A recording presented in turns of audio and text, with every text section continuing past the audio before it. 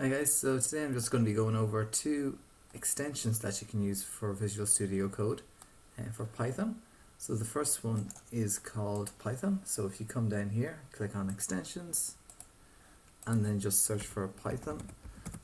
I already have it installed, I just have to enable it. So when you come here, you'll just be clicking on install. So I'm just going to enable that and we're just going to go back into our hello.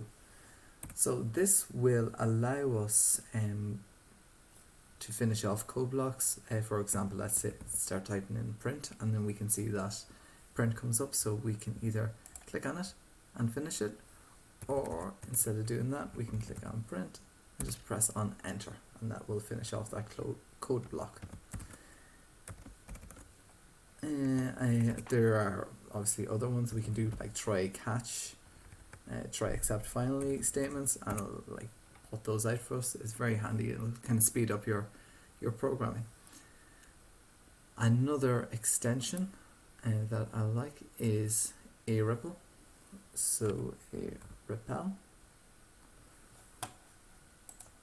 Now what this will allow you to do is to see what the output of your code will be as you're typing it, which is very handy. So it is. So once you have it installed, you simply click on this little icon up here. It will then open up a separate window, and then when we start typing over here, we'll see its output.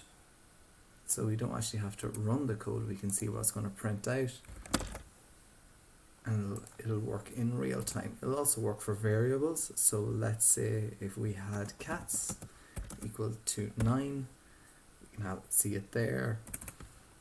Anything really, we could make a my list. We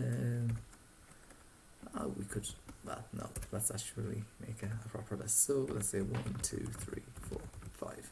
And you can see it outputs it there. So two very handy extensions that we can add to code that will hopefully speed up your programming and debugging skills. There's also debugging tools for the Python extension, which I'll get into in a later video.